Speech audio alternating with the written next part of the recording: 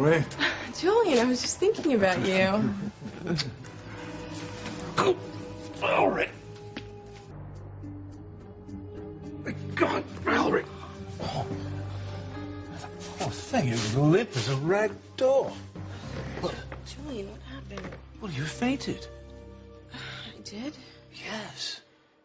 I wonder why. Well, have you eaten anything this evening? Yeah, I had... I mean, we need to get you in to see a doctor. No, don't.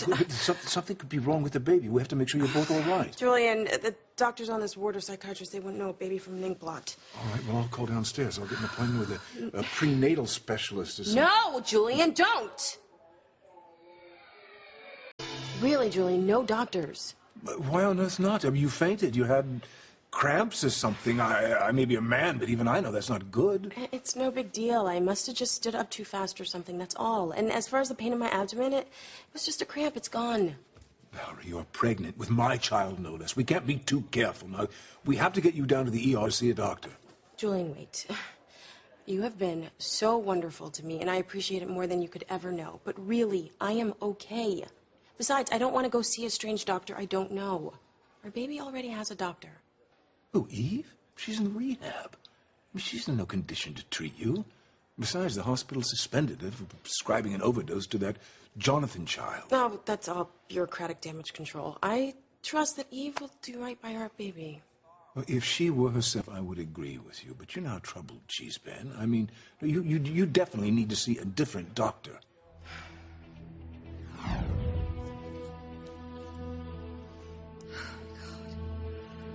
What's the matter, Eve? You look like you've just seen a ghost. I can't see a different doctor. They would see him different. Way different.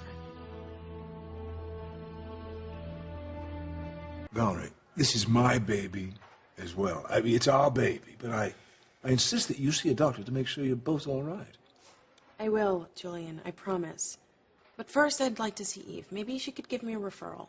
I'd feel much more comfortable seeing a doctor she recommends. All right. Well, come along. We'll visit Eve. Could you get me a cup of herbal tea first? I think it would make me feel better. Oh, well, yes, of course. You go visit Eve, and I'll get you the tea. Okay. Here's your tea. Oh, thanks. Any more, lightheadedness? No. I hope you don't mind my being here. Valerie wanted to visit with you. She wants some tea, and No, Julian, it's all right. All right. So, you having a nice visit? I am. How about you, Eve? Well, visiting with Valerie is anything but boring, I can say that. Julian, we've been thinking it might be better for Eve if she wasn't locked away here in rehab. I think Eve's at a point where being here alone could be a detriment to her recovery.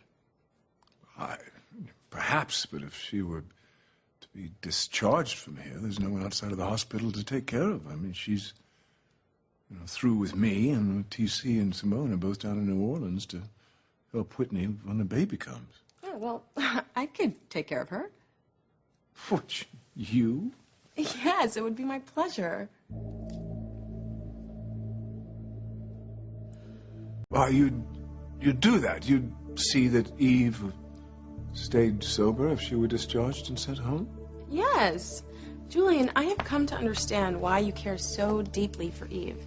She is a special woman, and she deserves special treatment. I must say, you're truly amazing, Valerie. Frightening's more like it. It's the least I could do. But what about the baby? Are you sure it's not too much to ask at this point in your pregnancy? Well, Eve is still an excellent doctor. If anything was wrong, I'm sure she'd be the first to know.